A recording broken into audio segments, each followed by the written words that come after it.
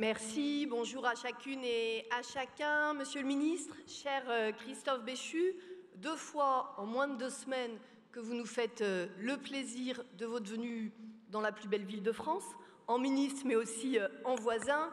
Je veux y voir, avec l'optimisme combatif que vous nous connaissez, le soutien du gouvernement aux grandes villes engagées résolument sur les questions de transition écologique et sociale. Madame la présidente de l'Union sociale pour l'habitat, chère Emmanuelle Cos, Madame la présidente de région, chère Christelle, Monsieur le président du département, cher Michel, Mesdames et Messieurs les parlementaires, Mesdames et Messieurs les élus, Mesdames et Messieurs les maires, chers collègues, vous me permettrez un salut amical pour le maire de Villeurbanne que j'ai croisé, Cédric Van Stieveldel, pour le maire de Grenoble, Éric Piolle, je le dis parce que je crois que dans les sujets qui ont été évoqués par la présidente de l'USH, la capacité de nos collectivités, ensemble, villes, départements, régions, à agir, à être force de proposition, à être interlocuteurs et interlocutrices du gouvernement, est un atout pour notre pays. Mesdames et Messieurs les acteurs du monde HLM dans vos diversités, bailleurs, investisseurs, entreprises, associations d'insertion et à mon tour, je veux saluer avec reconnaissance les associations de locataires. Je vois ici d'ailleurs au premier rang quelques visages locaux. Je sais, là aussi, je peux en témoigner, cher Emmanuel, leur franchise et leur ténacité.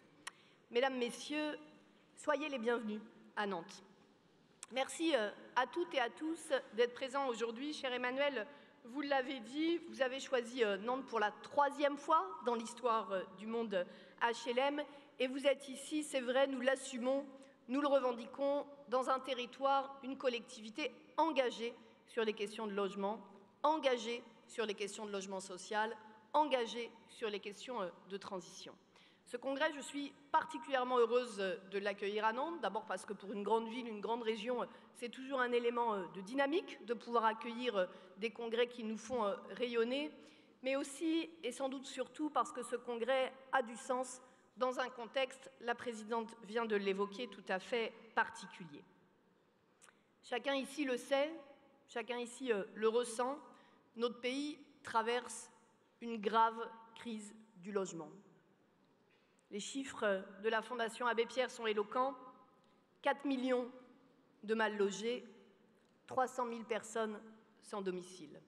Je le dis parce que derrière les chiffres, derrière les stats, il y a des vies brisées, des hommes et des femmes qui peinent à élever leurs enfants, à construire dignement un projet de vie, et c'est bien d'abord de cela dont il s'agit aujourd'hui.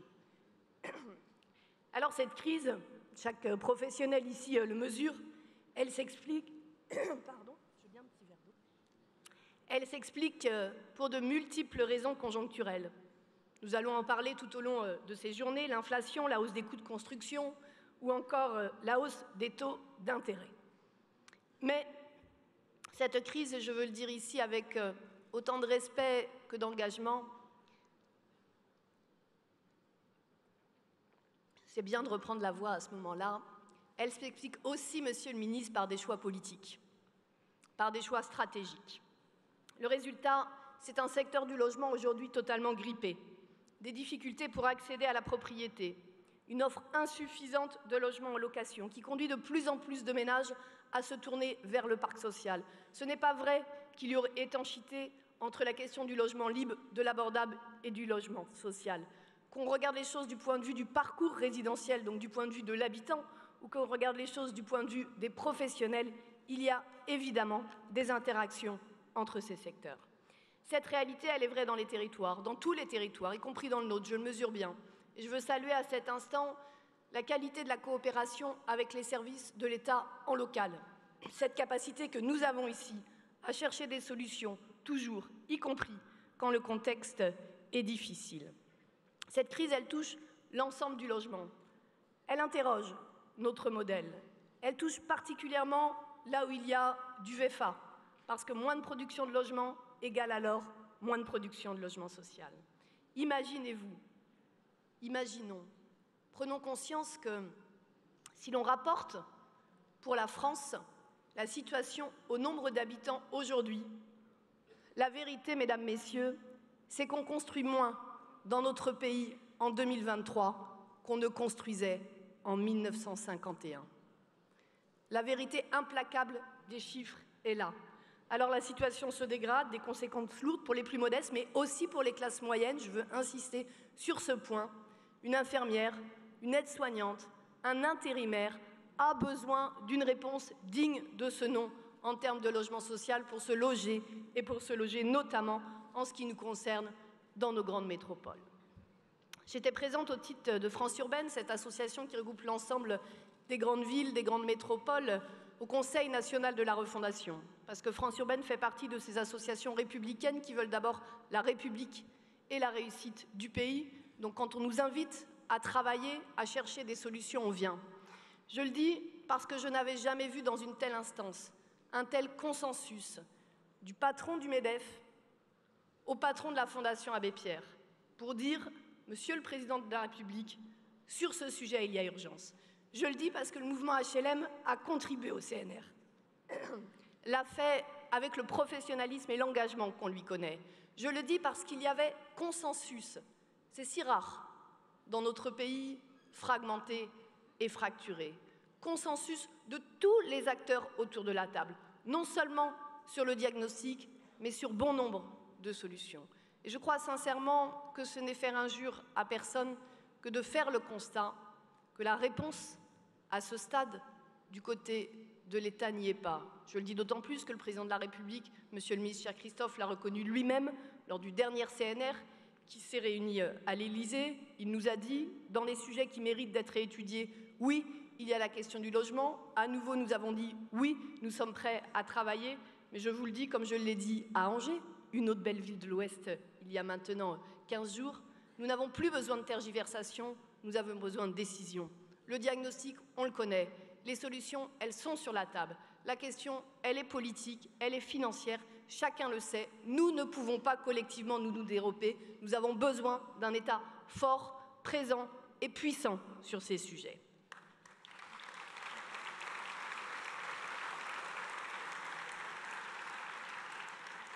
Je dois à la vérité de dire que cette déception a été d'autant plus forte qu'elle s'inscrit dans la continuité d'une série de décisions politiques qui ont fragilisé le monde HLM depuis le mandat précédent. Je pense évidemment à la baisse des APL, je pense évidemment à la réduction du loyer de solidarité, je pense évidemment à la hausse de la TVA. Je le dis parce que je crois profondément que d'autres chemins sont possibles, mais je le dis surtout pour qu'on se remette autour de la table de manière constructive, de manière inventive, pour pouvoir avancer. Parce que le logement, c'est la condition de la dignité, c'est le point de départ, c'est un prérequis pour élever sa famille, pour construire sa vie, pour faire des études, pour avoir un emploi, pour accéder à la santé. Encore hier, un habitant me disait, eh bien voilà, je cherche un emploi, mais comme je n'ai pas de domicile, eh bien, je ne peux pas en trouver.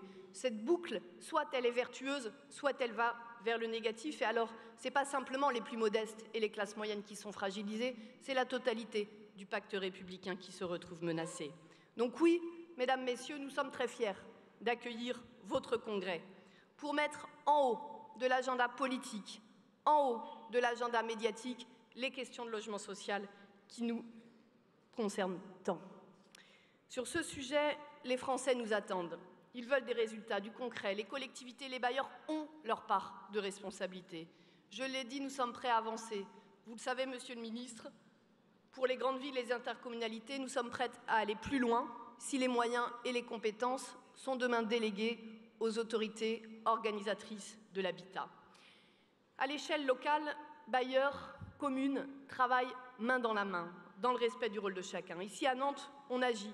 Oh, je ne dirais pas que tout est parfait, y compris sur le territoire que j'ai la fierté de diriger. Nous sommes, nous aussi, confrontés à un ralentissement. Alors nous regardons la situation avec lucidité. Nous avons acté politiquement, justement, un plan de relance du logement social. Nous avons fait le choix stratégique et financier de mettre 20 millions sur la table. Ce plan, nous l'avons bâti avec vous, avec les bailleurs, avec les acteurs, avec les locataires, parce que c'est dans ce pari coopératif de l'intelligence collective que nous avançons ici à Nantes.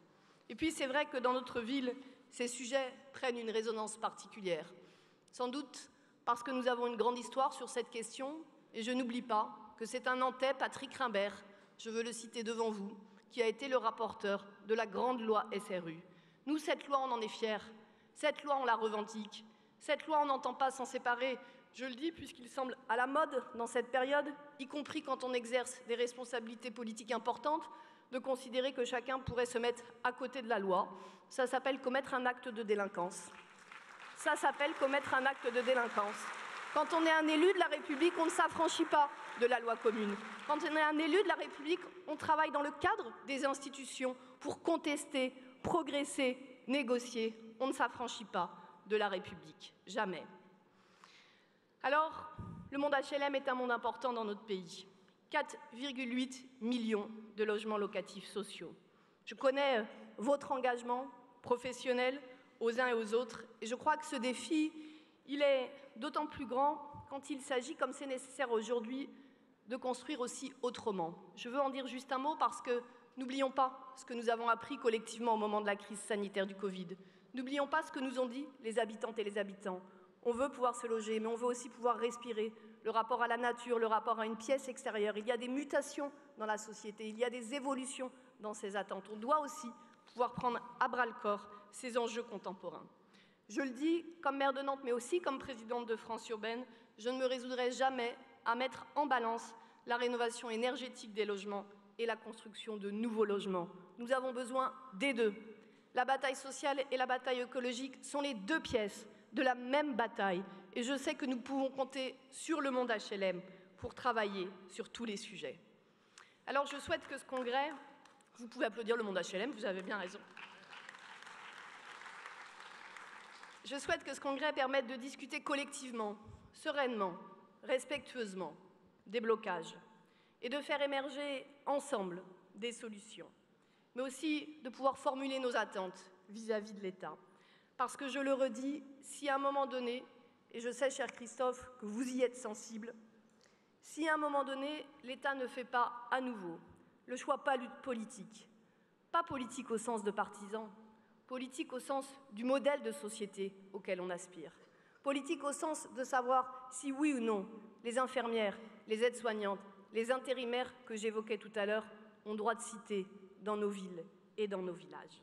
Alors oui, nous avons besoin de réponses, oui, nous les attendons. Oui, ici à Nantes, nous sommes attachés au travail collectif et je voudrais terminer en partageant avec vous une conviction personnelle.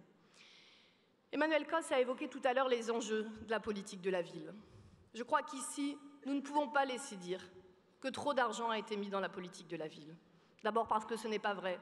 La politique de la ville, au sens strict, je le rappelle, c'est 1% du budget de l'État en tant que tel. S'il n'y avait pas les bailleurs,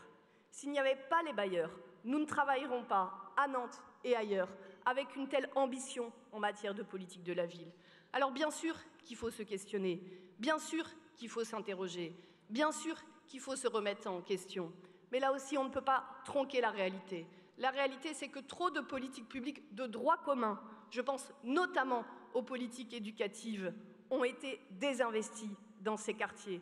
Je vais prendre un exemple. Regardez le taux de remplacement des enseignants en Seine-Saint-Denis. C'est de ça dont on parle. La politique de la ville, c'est celle qui doit appeler toutes les politiques de droit commun. Je le dis parce qu'à Nantes, nous sommes fiers d'avoir des quartiers qui sont dans la ville. Je le dis parce qu'à Nantes, nous sommes fiers d'assumer tous les enjeux, y compris les plus difficiles, dans un partenariat en bonne intelligence avec l'État, et je pense notamment aux questions de sécurité. Je le dis parce que nos habitants des quartiers populaires, ils ont le droit à l'éducation, à la sécurité, à la culture, mais aussi à des perspectives d'avenir. Et c'est de ça dont vous êtes les artisans, vous, acteurs et actrices du monde HLM, c'est de ça dont vous pouvez être fiers. Que vous soyez association de locataires, professionnels ou bénévoles, soyez fiers de contribuer demain à réconcilier la France des tours et la France des bourgs. Parce que le HLM, le logement social, on en a besoin dans nos villes, dans nos villages et dans nos métropoles. Soyez fiers par cela de continuer à consolider un pacte républicain qui en a aujourd'hui bien besoin. Grand merci à tous. Merci Johanna Rolland.